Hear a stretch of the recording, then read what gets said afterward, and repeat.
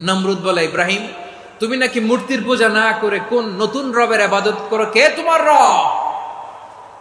সাইয়েদনা ইব্রাহিম বললেন, রব্বি আল্লাযী ইউহয়ী ওয়া ইউমীত, আমি এমন রবের ইবাদত করি যিনি জীবন দেন, যিনি মৃত্যু দেন। নমরুদ বলে, তাই নাকি? তোমার রব জীবন দেয় মৃত্যু দেয়, আর এটা তো আমি দেই, আমিও তো জীবন দেই, আমিও তো মৃত্যু দেই। নমরুদ জেলখানা থেকে দুজন কয়েদিকে ডেকে আনলো, কয়েদি এনে অর্ডার করলো, একটাকে এখনই শিরোচ্ছেদ, হেড অফ, ডেথ পেনাল্টি, মৃত্যুদণ্ড দেয়া হলো, ফিনকি দিয়ে রক্ত বেরোলো।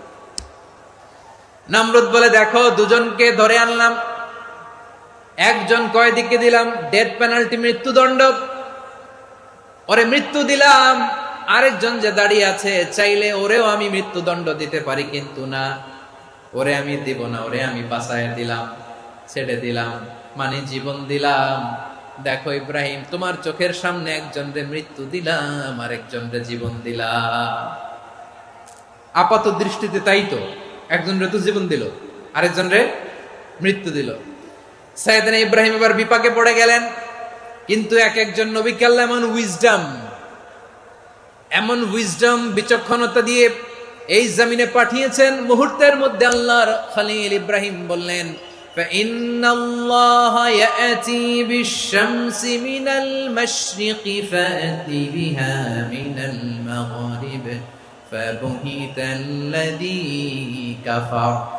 আল্লাহর খলিল ইব্রাহিম বললেন, নমরুদ বুঝলাম তুমি জীবন দাও মৃত্যু দাও দেখলাম, কিন্তু আমার রব, আমার আল্লাহ প্রতিদিন সকালবেলা উষা লগ্নে ওই পূর্ব দিগন্ত থেকে সূর্যটাকে উদিত করেন, সাঁঝের বেলা, বিকেল বেলা, কুথুরি লগ্নে, সন্ধ্যা বেলা ওই দ্বিপ্রহরের জল জলে সূর্যটাকে পশ্চিম দিগন্তে ডুবিয়ে দেন। মানে সকালবেলা পূর্ব দিক থেকে উদিত করা সূর্যটাকে পশ্চিম দিকে বিকেলে তিনি ডুবিয়ে দেন। তুমি যদি পারো ওই সূর্যটাকে পশ্চিম দিক থেকে উদিত করে পূর্ব দিকে ডুবিয়ে দাও। সুবহানাল্লাহ পড়বেন না?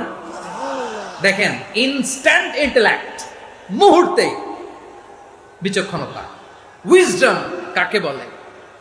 নমরুদ পারবে? নমরুদের বাপ পারবে? ওর 14 গোষ্ঠী, গোটা বিশ্বের সব ক্ষমতাধর রাষ্ট্রনায়করা একসাথে হলে পারবে? ফাবুহিতাল্লাযী কাফার পারে নাই, ব্যর্থ হয়েছে। এবার তেলে বেগুনে জ্বলে উঠেছে, রেগে মেগে আগুন বলে, ফালকুহু ফিল জাহিম, ওর সাথে তর্ক নাই, না পেরে এবার এটারে আগুনে ফেলা। বিশাল বিশাল গাছ কেটে লাকড়ি এনে আগুনের কুণ্ডলি